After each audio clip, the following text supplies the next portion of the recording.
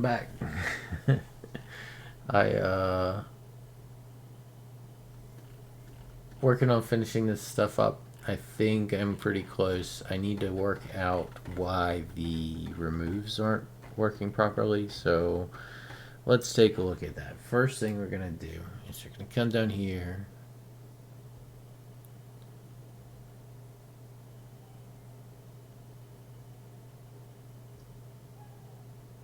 Split depth. Split depth. Where's my render processing? Here it is, right here. Okay, so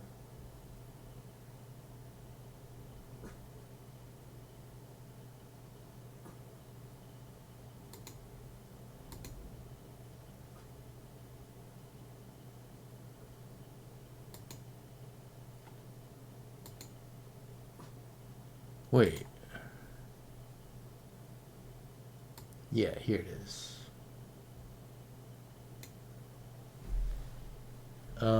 So I'm not sure about this check can remove, so we're gonna just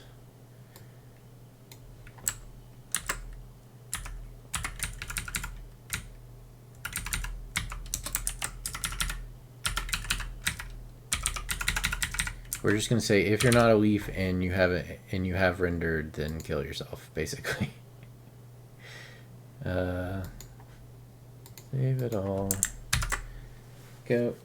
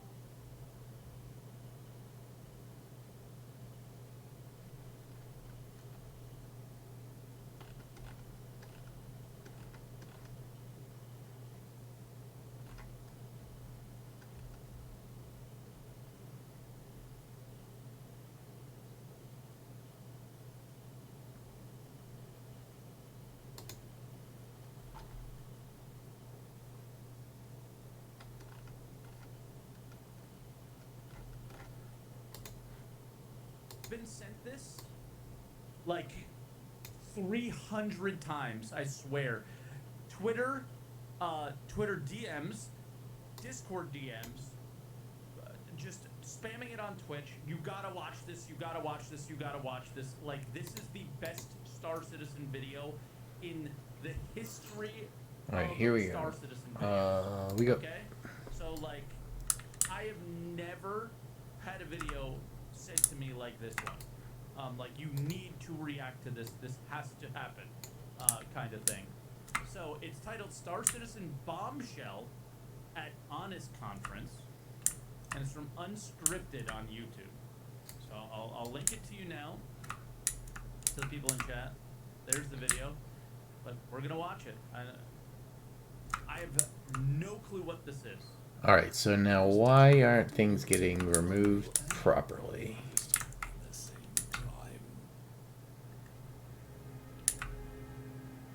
Is this just one of those like better trailers or whatever? Never gets old, does it? Sir. Eddies. I used to do the same thing when I first started backing. Post up to the Spectrum whenever I could to watch the launches. Can it be better? It's 1080, yeah. That's the best we got. What? Have you seen the JPEGs up close? Oh, they're using AI. Oh my god. Okay, let's go back. Sorry, I ruined it.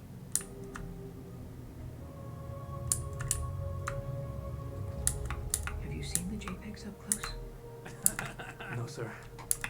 You'd crap your pants. I did too. $12,000 for 2 ships who wouldn't crap their pants. Sir. Gillian Anderson, please tell the truth. Gillian Anderson. Agent Just know they'll never release this game. Really, sir? True. Keep your head up. Took me a couple times before it sank in. Thank you, sir. True. All right, so let's check and see if we're even hitting this. Ladies and gentlemen, Chris Roberts. Do I really have to do an honest conference? Hello? Hey, everybody. Can't believe I'm doing this. All right.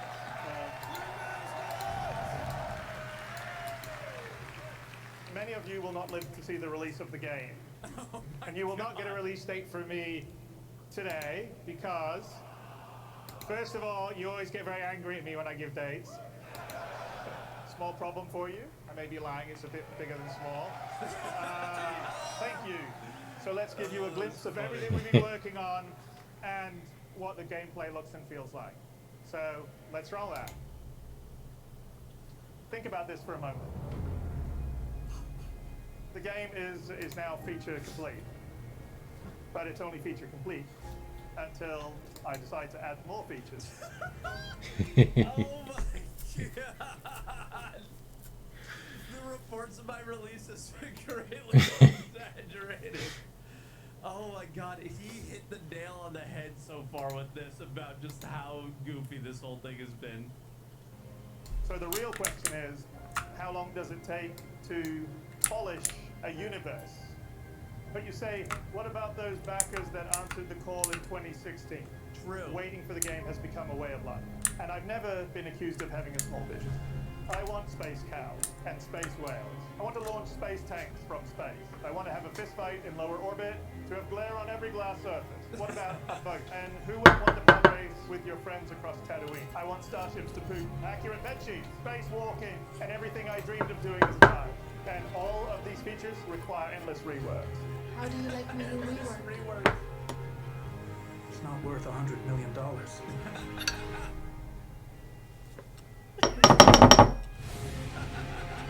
I wanted was another wing commander. That's not what I got. I got Mr. Bones' wild ride. There's no stopping it now. If the money stops, there'll be no game at all. And it would have all been for nothing. Yeah. We invest today. So in 40 years from now, when you're surrounded by everything and everyone you hold dear, and they ask, what did you do? When everyone invested in crypto, you can look them in the eye and say, I held the line.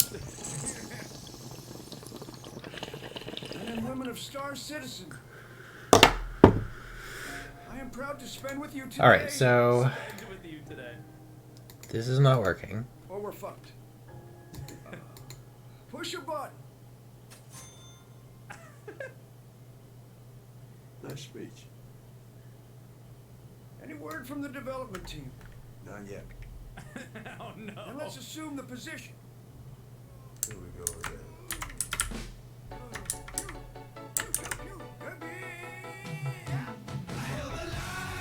Oh god, that is so good. All right. Thank you. That was good to get off my chest. Making me very emotional now. Thank you. Wait, what did that guy's shirt say? Shit show supervisor. He supervises the game. All right, here we go. Yeah. I love Leo. That was literally a masterpiece. Let me link it to you guys. That was so funny. That hit the nail on the head of everything for the last however long and just made a joke of it and was funny, and I can only imagine that people took that way too seriously.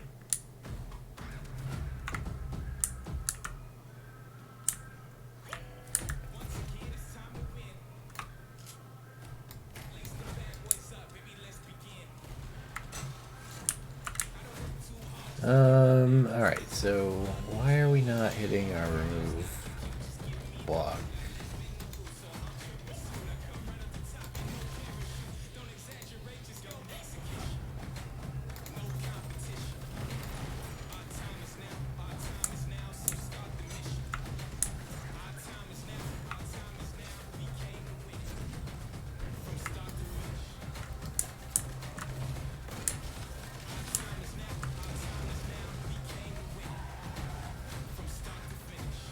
Alright, hold on. We need to get the timestamp pulling stuff back in. So over here, we're calling to get the mesh data updates right here. So we need to go here, and we need to go here.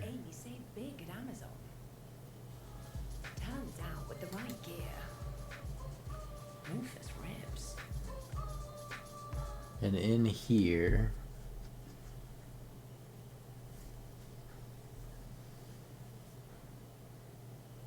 It's classic with a plus.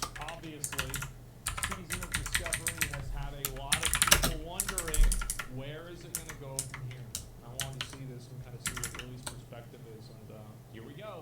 So there's definitely a lot of lessons to be taken from Season of Mastery so far, but for the second one, what would I like to see? Well, something with a bit of a different focus from just aha, reading it's the content. timestamp They are input. the of Season of Discovery with class-focused updates. Shift up the established meta and PvP. Well, I would say that was a fairly good guess, or an assumption at least, as indeed at BlizzCon 2023, World of Warcraft Classic second seasonal server was announced. Huh? The Season of Discovery. I'm adding Releasing timestamps. very soon on November 30th. This new season will be aiming to reshape the established meta No. vanilla through adding in tons of new abilities to the game. This is Later expansions, some of which are totally new to the game. And Yeah, the majority of these things have all been in the game in one form or another, and they're just applying them to Season of Discovery. I guess it doesn't really matter. Huh. Even has the words at BlizzCon, it's all of classic with a plus. Honestly, this But is it should be after the recurse populate render data, because that will take a long time. The only thing that separates this from a true Classic Plus launch for me is that it is a seasonal server, and season means there is a start date and an end date.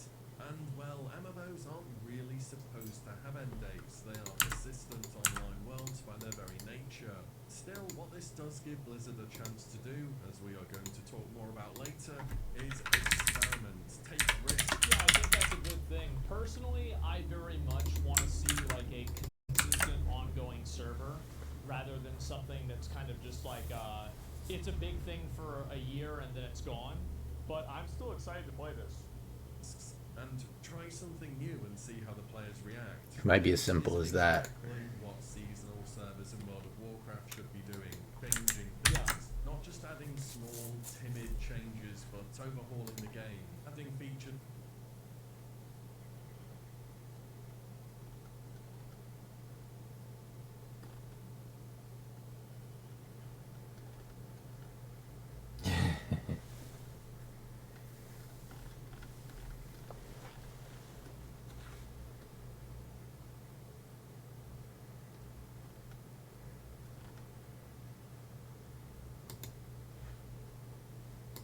All right. Greatest leader in the history of the world.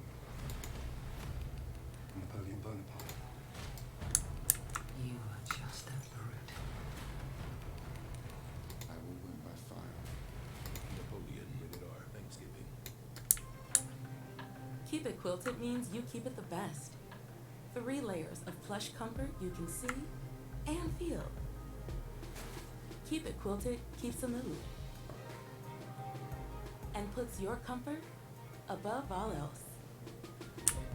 Keep It Quilted because the best parts of your life deserve the best. They're here. So don't settle for anything less. Keep It Quilted with Quilted Northern. My debut stand-up special, Keep Busy, premieres tonight on my website at 8 p.m. Eastern Time. So I don't care what you're doing tonight, cancel it, grab a group of your friends, and watch the special together. It's going to be so great. I'll be there too during the premiere. I'll be in the chat talking to everybody and watching it along with you because it's really funny. But if you're busy tonight, that's okay. You can still buy and stream the special until November 24th. For those of you who don't know, I've been actually doing stand-up comedy for longer than I've been making YouTube videos. I'm really proud of the special. I'm incredibly happy with how it turned out. We worked really hard on it, and it was really expensive, so it would mean a lot if you guys checked it out. There's also some really cool exclusive merch pieces like a signed poster and a super cool graphic tee, all designed by Kel Lauren, that you can only get your hands on if you buy the special. So click the link in the description, and I'll see you guys tonight, November 10th at 8 p.m. Eastern. If you watch the special or not, thank you so much for the support, and enjoy this video. See ya. I solemnly swear I am goated with the sauce. Folks! Harry Potter and the Philosopher's Stone was released June 26, 1997. A book about an orphaned wizard boy destined for greatness, navigating his first year at the Hogwarts School of Witchcraft and Wizardry. Due to the immediate success of this book, author J.K. Rowling began writing more and more installations into the Harry Potter series, ultimately writing 7 novels. Along the way, immensely successful movie adaptations were created that absolutely catapulted the popularity of the Harry Potter franchise to levels never seen before. They made Harry Potter games. The first 3 were fucking awesome. The rest were literal dog shit. They made Harry Potter clothing, toys, pancake mix. They even made Harry Potter cologne that I wish they handed out for free at the midnight book releases. You. I'm just kidding. But not really. I saw the first Harry Potter film Okay, when I so was 7 years old, and I immediately fell in love with it. I remember it was November when it came out, and it hadn't snowed yet that year, and it wasn't supposed to snow for like another week. But when me and my family walked out of the movie theater, it was fucking snowing, dude. And I freaked out because I thought it was magic. But looking back now, it was just a classic case of weathermen being wrong all the time. I then started reading the books after I saw the first movie, but then I realized video games and skateboarding existed. So I just did that instead while I waited for the rest of the movies to come out. And let me tell you, dude, I was a huge Harry Potter fan growing up. I played all the video games. Dude, I got sorted into my Hogwarts house on the original Harry Potter Flash website. I also did Hogwarts roleplay on Habbo Hotel, but I'm not gonna divulge any further details about that. I kept up with the Harry Potter franchise up until the last movie's 2011 release, and it felt cool watching the finale to the series that I grew up watching. Seeing the characters I grew up with also dealing with the same issues I was dealing with while becoming a young adult. I mean, not all the same issues, obviously. I mean, like evil Snake Man trying to kill you. Happens every teenager, man. And when the credits rolled on the final movie, that felt like a good time for me to leave Harry Potter in the past. But for other people, the love for Harry Potter persisted. The Hogwarts Express kept on chugging. Although the book series and main movie franchise came to an end, Harry Potter fans, also known as Potterheads, had no shortage in ways to keep the fandom alive. And look, there's nothing wrong with being a fan of a particular piece of media, but as I mentioned in my deep dive into Disney Adults video that I made a couple of years ago, some people take things a little too far, and that's what we're going to talk about today on this deep dive into Potterheads. So with this video, I categorized everything by making my very own Potterhead iceberg. Icebergs are a way to categorize the tame, surface-level stuff and gradually work your way deeper down the iceberg until you reach the super messed up stuff. And not to sound like the Titanic here, but before we get into the iceberg, I feel like I do need to address the transphobic elephant in the room, J.K. Rowling. I feel like I can't talk about Harry Potter without mentioning the many controversies surrounding the series author, J.K. Rowling. One of the tame criticisms of J.K. Rowling is how she like retroactively adds shit to the Harry Potter series. Like a couple years ago when she was like, oh yeah, Dumbledore is gay, by the way. Did I not say that? Did I not tell you guys that? Yeah, the last lines of the final book were actually supposed to be, the scar had not pained Harry for 19 years. All was well. Dumbledore was gay. But I ran out of time. That's the publishing business, but that's definitely not her biggest criticism. J.K. Rowling is what many refer to as a TERF, and I don't mean a fake patch of grass. TERF, T-E-R-F, a trans-exclusionary radical feminist, a person whose views on gender identity are considered hostile to transgender people, or who opposes social and political policies designed to be inclusive of transgender people. Someone who's like, I'm all for equality, yeah, except fucking trans people. What's up, everybody? Welcome to Geek Week 2023. Geek Week is where Netflix brings you exclusive news, trailers, and clips of your favorite, and soon-to-be new favorite, Netflix movies, shows, and games. That includes the latest on Yu Yu Hakusho, Damsel, Three Body Problem, and Rebel Moon, I see you repping over there, the sci-fi epic from director Zack Snyder. I'm never hitting. Updates on The Umbrella Academy, Sweet Home, and The Dragon Prince. And an inside look at Squid Game The Challenge. Plus, for geeks of all ages, sneak peeks at the upcoming films Leo, Orion in the Dark, and Ultraman Rising. We'll also be showcasing a bunch of new games from Netflix with a special treat for Oxenfree fans. And of course, we're going to be exclusively revealing the first teaser trailer for Avatar: The Last Airbender today. Finally! What is this J.K. Rowling ad? has posted many transphobic things on Twitter. For Let's example, see this 5 virtual reasons for being worried about the new trans activism. And also claiming that the existence of trans people erases the lived reality of women globally. She even recently claimed that she would, quote unquote, happily go to jail for using someone's incorrect pronouns. Okay? Then go. Go to jail. Mr. Electric, send her to Azkaban and have her bewitched immediately. Wait, how did it Also, remove dude, there? What the fuck does that mean? What? Dude? What do you mean, J.K. Rowling? What? When would What that the ever heck happen? is going What are on you in here? for? DUI. Huh. Classic. Driving under the influence. Nah, someone told me their pronouns and I DUI. Didn't understand it. Okay, fine, I grabbed a cop's gun. And all of those transphobic comments are pretty crazy things to say, especially when the main themes in your 7 children's novels were love, acceptance, and belonging. You know, I'd like to believe, since JK's full name is Just Kidding, I assume, that these are all just fucked up jokes, but unfortunately, they're not. She's being serious. Following these statements, a ton of cast members of the Harry Potter films spoke out against her hateful rhetoric and distanced themselves from the franchise. And since then, the topic of separating the art from the artist is always prevalent when anybody is discussing Okay, we hit a anything remove right related to there. Harry Potter. And I'm not going to sit here and tell you, what content you should or shouldn't consume. Unless it's my comedy special that premiered tonight, you absolutely should consume that. But when it comes to consuming Harry Potter content that directly supports J.K. Rowling monetarily, I don't know, maybe just don't do that. Life's fine without Harry Potter, you know? It's the fucking same. If you really want to watch children go to school that bad, I don't know, dude. That's a whole other problem you gotta deal with. Like, being a die-hard Potterhead pre-transphobia was already, like, a side-eye. But now, dude, that's not a fucking side-eye. That is what's more than, like, a back eye.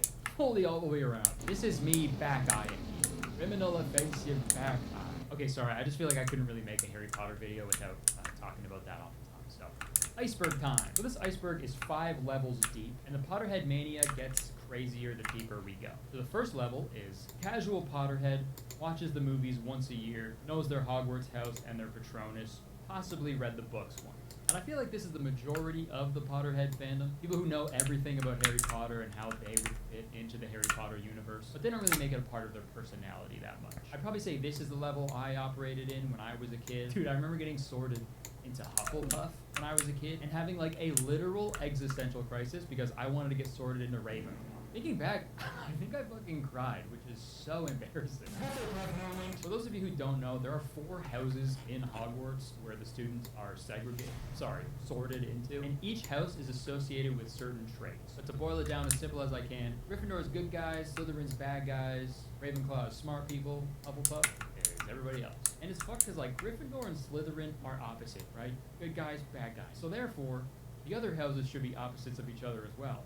And if Ravenclaw is smart, then Hufflepuff is, I guess that would mean they're, I don't know what the opposite of smart is. I'm a Hufflepuff. We're fucking stupid. I cried when I got sorted online, alone, in my computer room. If I had to do that in front of like thousands of kids, if I was an 11-year-old magic boy and I sat down and some fucking person put on a magic hat and he was like, dumbass! I fucking transferred to a public school immediately. And usually the people in the first category also know what their Patronus is. And a Patronus is like a sort of spectral animal that protects that person when they cast the spell Expecto Patronum.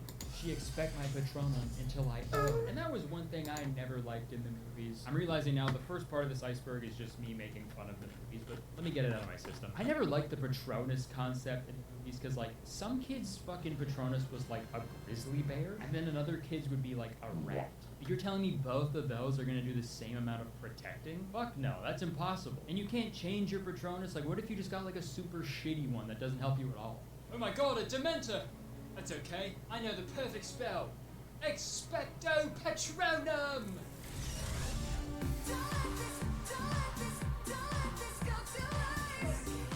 The fuck is that? That's my Patronus. He's an early 2000s breakdancer. I thought a Patronus was supposed to be an animal. I'm an animal on the dance floor, brother. Okay, well, I'm gonna kill you now. Patronus, are you gonna do anything? Okay. Hi, we're Visible, and this is not a holiday ad. Holidays mean stress, and we want to de-stress. You're wireless anyway. On the Visible plan, get one line with unlimited 5G data for $25 a month. That's reason to celebrate. Wait, is this... Let's move down one more level of the iceberg. The next level is genuine Potterhead. Watches the movies several times a year, and they've read every book. They straight up bring butterbeer to a pre-drink and have their own wand. They have at least one Harry Potter tattoo, join their college's Quidditch team. This is where it starts to get a little more gnarly. But once you get a Harry Potter tattoo, there's no going back, I'm afraid. And that's coming from someone with a fucking Gooby tattoo. I just remembered the actor who does the voice for Gooby was Robbie Coltrane, rest in peace. He also played Hagrid in the Harry Potter movies, so I kind of inadvertently have a Harry Potter tattoo. The Deathly Hallows tattoos are a staple, obviously. That design kind of lends itself to a tattoo, and I feel like J.K. Rowling knew that when she was cooking up that design. I'm going to create a design that is so simple. But some Harry Potter tattoos are a little more questionable, like this Harry Potter full leg piece. I'm gonna go out on a limb here and say that you shouldn't go out on a limb there, okay? Legrid. I also found a Harry Potter forehead tattoo of the number 7 with Harry Potter's face in the number. Absolutely fucking unhinged tattoo to get. It's called a forehead, not a 7 head. Must be a Hufflepuff. I assume she got the number 7 because that's how many books there are, but like, dude, could you imagine if J.K. Rowling surprise dropped an 8th book? First one would be fucked. But I think the most questionable Harry Potter tattoo to get is the Dark Mark tattoo. For those of you who don't know, there's a group of evil wizards who follow Lord Voldemort, and they're called Death Eaters. Their goal is to create a wizarding, pure blood ethno state and kill anybody who isn't a pureblood. These Death Eaters all have a dark mark burned into their forearms to show their allegiance to this genocide. And people in real life get this dark mark tattooed. What the fuck? And look, you can say it's just fiction all you want, but the message is still the same. It's a genocide. It represents a genocide. If someone has a fucking swastika tattoo, they're not going to be like, oh, I just like the movie Inglourious Basterds. Obviously, I'm not saying anybody with a dark mark tattoo is a Nazi, but like, out of all of the things from Harry Potter to get tattooed, that's the thing you got? I'm giving you another back eye. But the last line of this level that I want to talk about is the college Quidditch team, because I had no idea that this was a real thing. In the Harry Potter series, there's a popular sport called Quidditch where everybody flies around on broomsticks and the chasers try to throw the quaffle through the hoops, and the keeper tries to block the quaffle from going in the hoops, and the whole time there's these beaters that try to bat away the bludgers that are flying around trying to hit everybody, and there's also these 2 seekers who try to fly around and catch a little magic ball called the golden snitch, because if they catch it, they win the game. If anybody said what I just said pre-Harry Potter, they'd be put in a fucking straitjacket.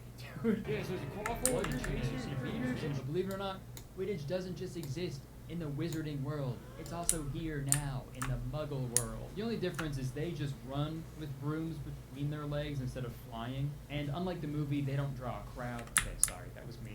But the funniest thing about real life Quidditch is how they incorporate the golden snitch. I was really curious how they were going to do this because the golden snitch is a magic little flying ball that sort of zips around. So I had no idea how they were going to add that to the real life game. But this is how they do it. Seeker's job is to catch the snitch, and the Seekers have to get the tennis ball without actually touching the snitch runner.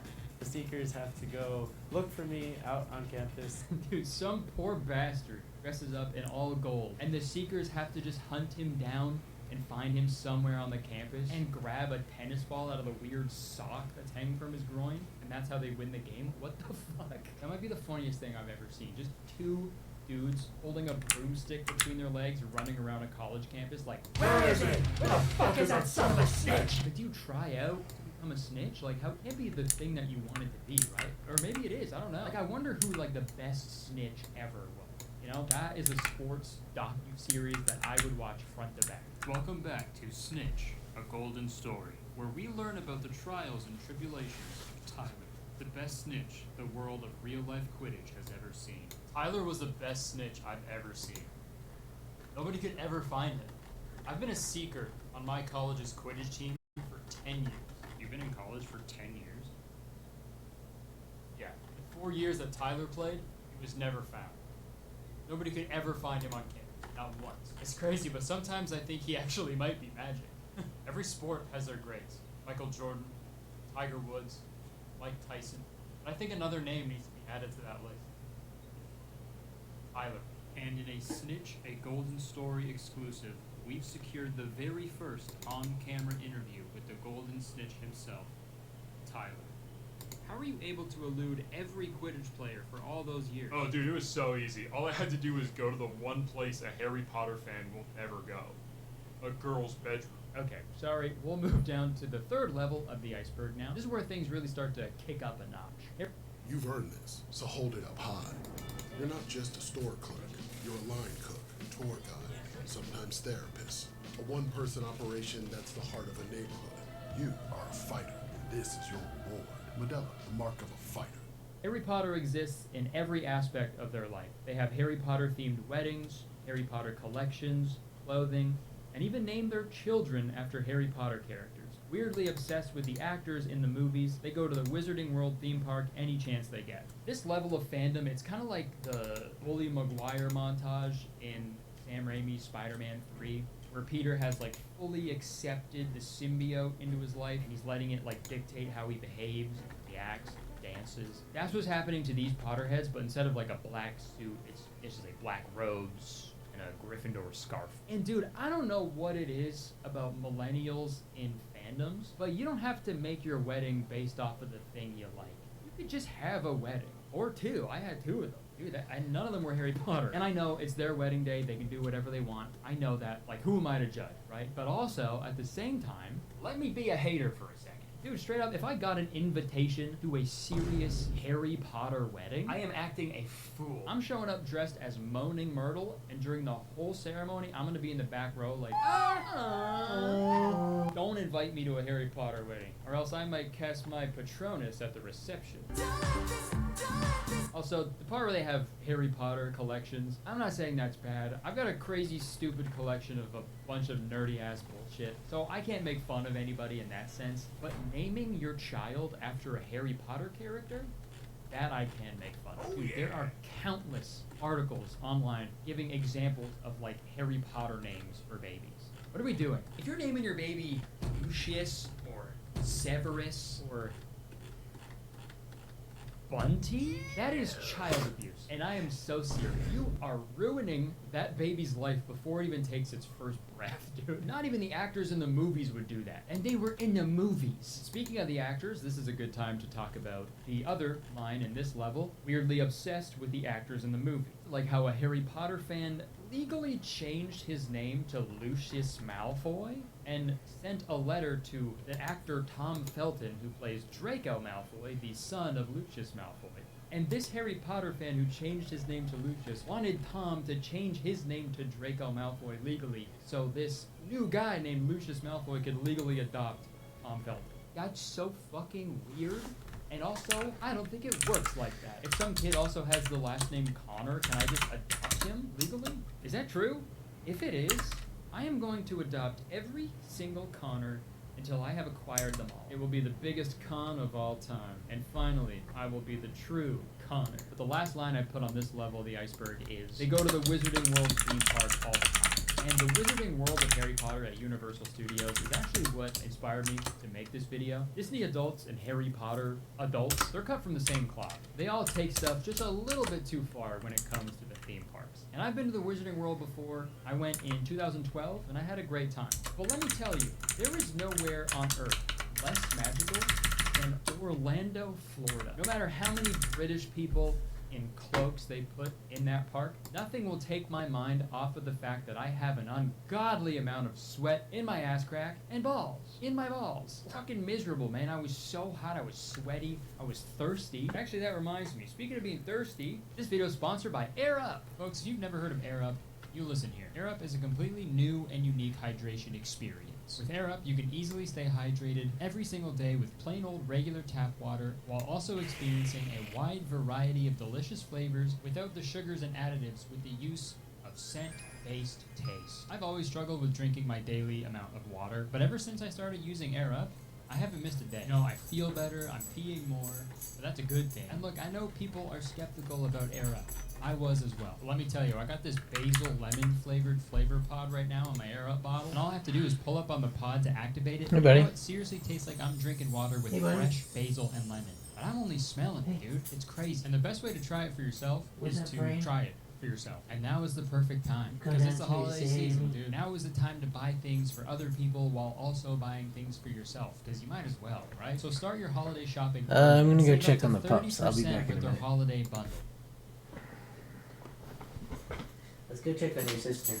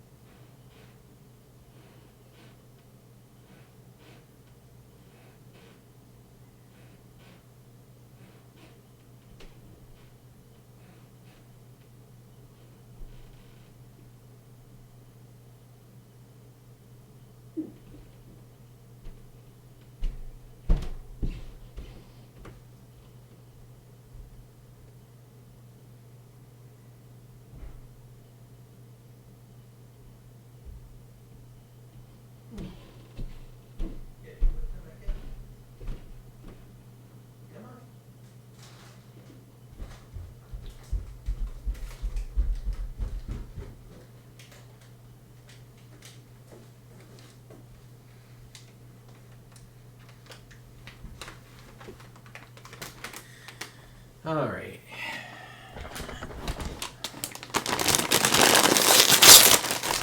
Got some potato chips too.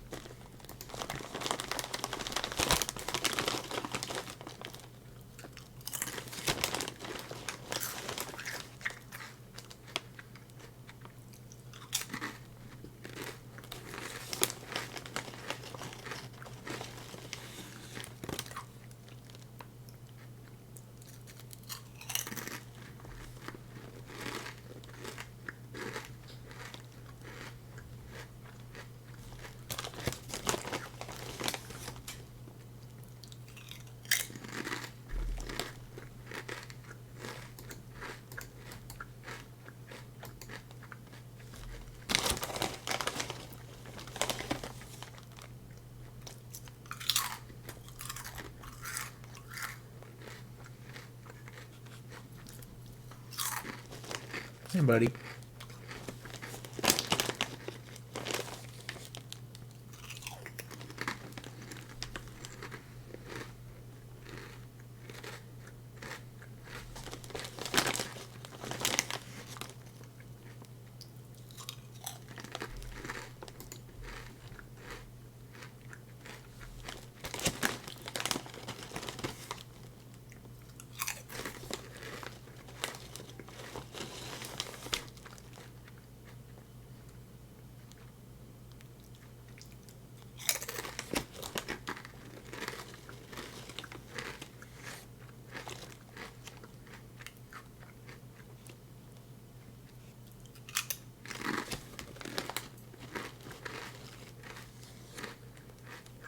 Hmm.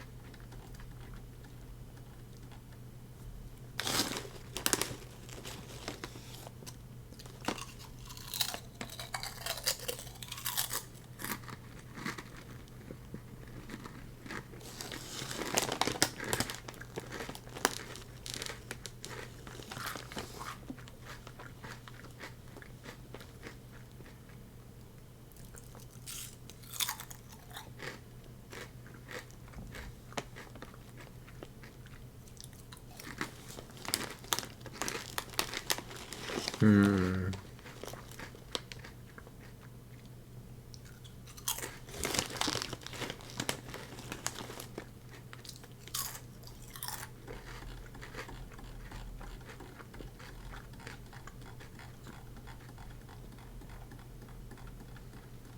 Let me look at split again.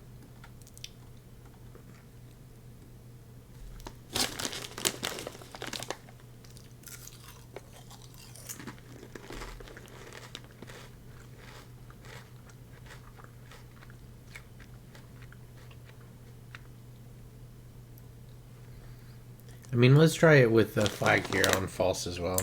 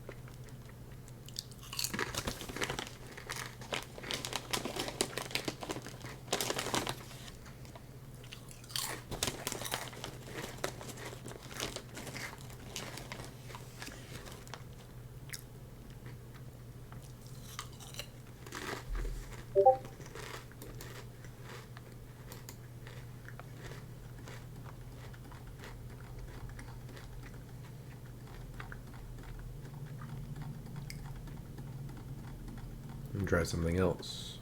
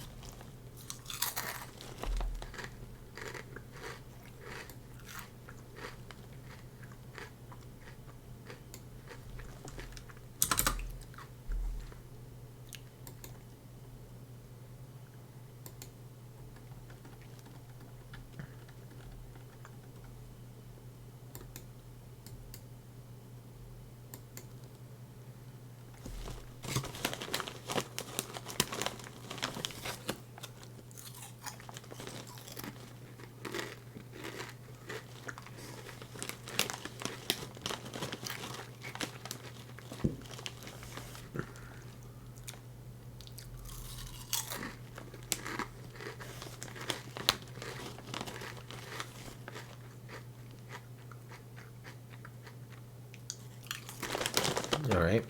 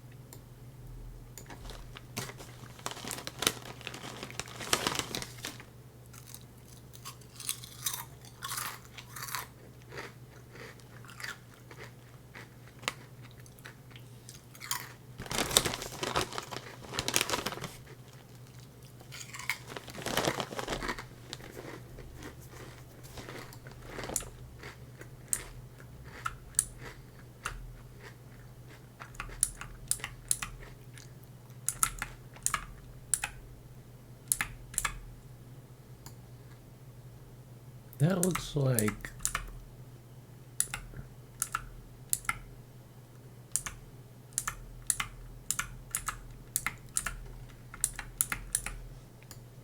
two edges here, but it looks like here I do only have one edge.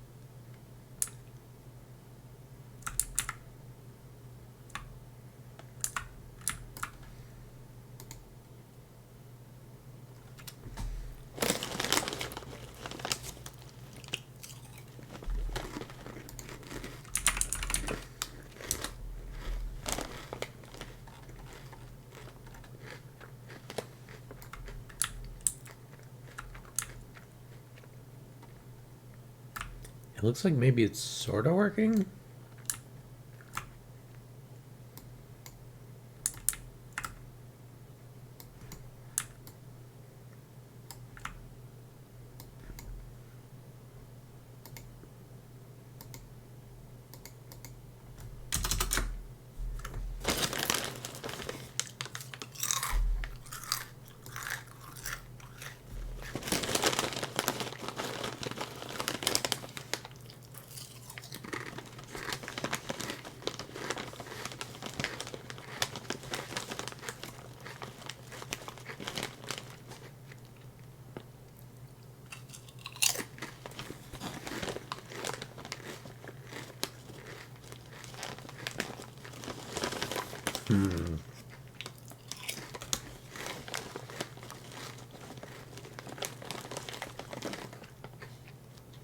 It's like the children aren't getting cleaned up.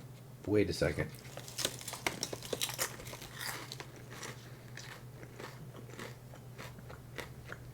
I have an idea.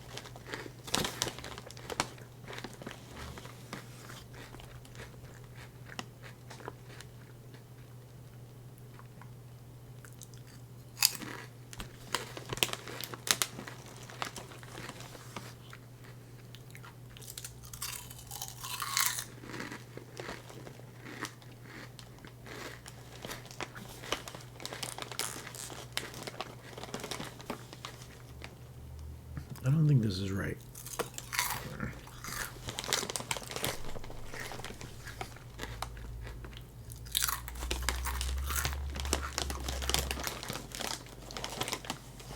For a leaf we can't remove.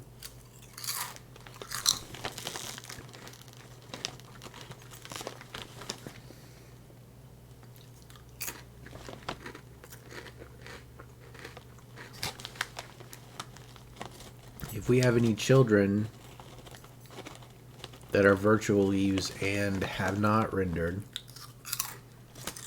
we can't remove.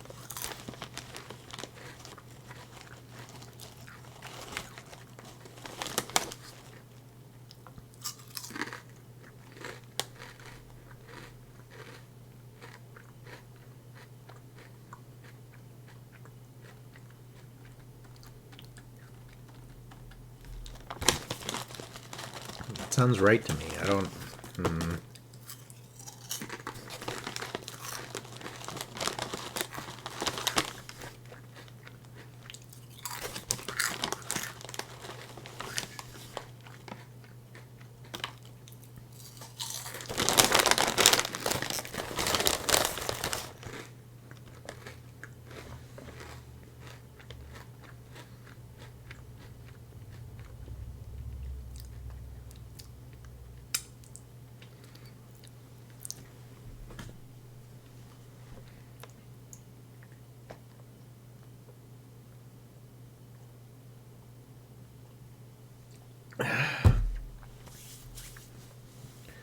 So...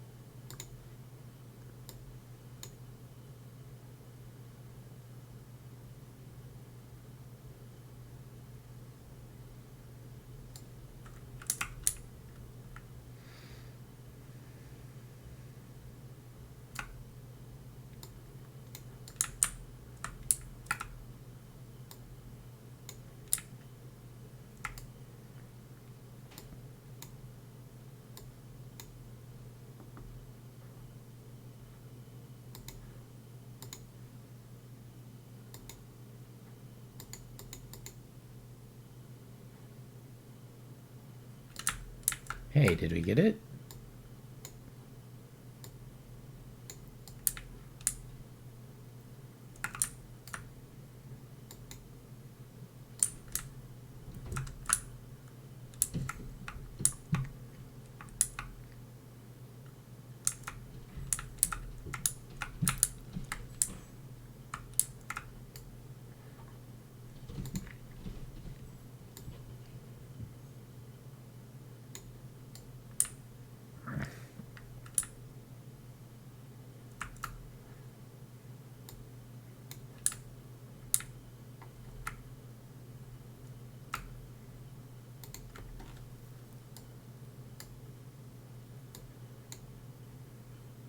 Yeah, I'm missing something, man. Like, I don't...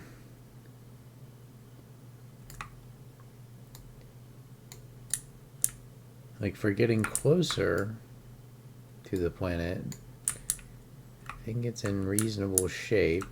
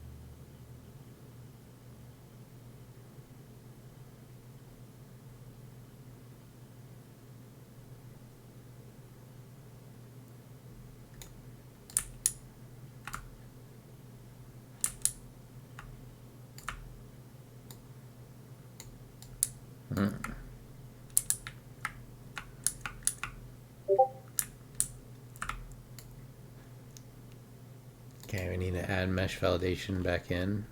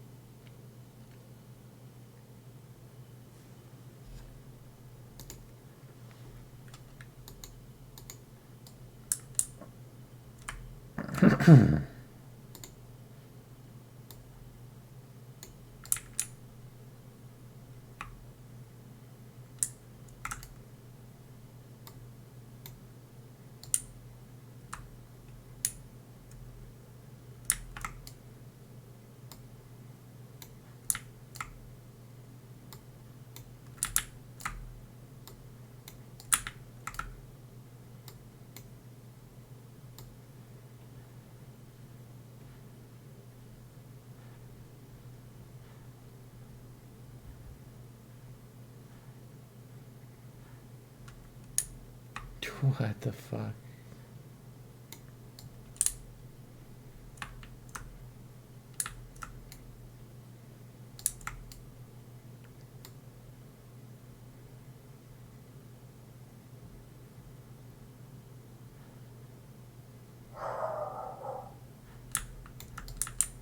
No idea what's causing that. That's so weird. What the fuck?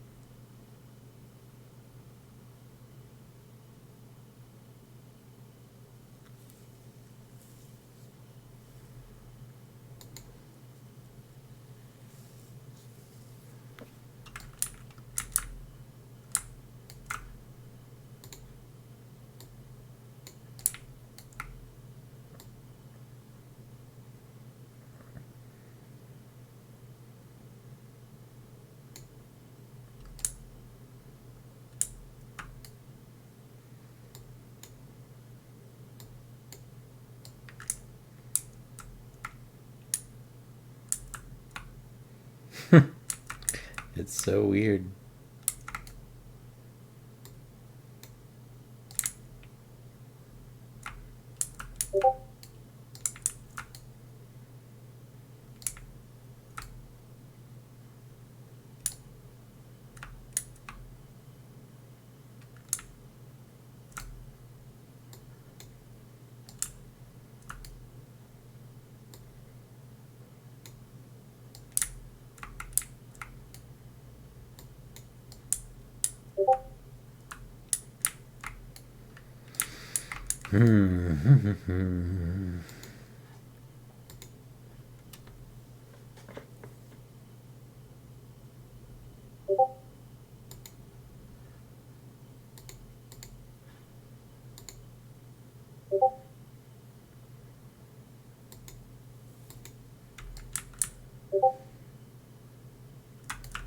See if that function's working the way we want it to.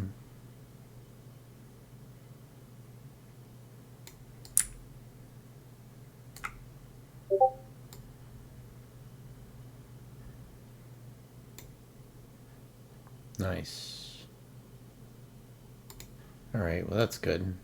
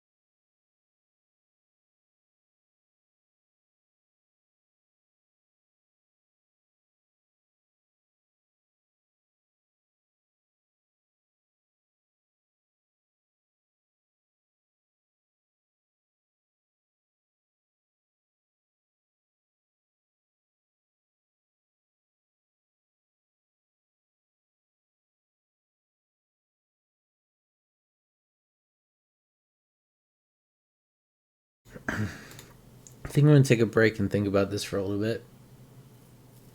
All right, later.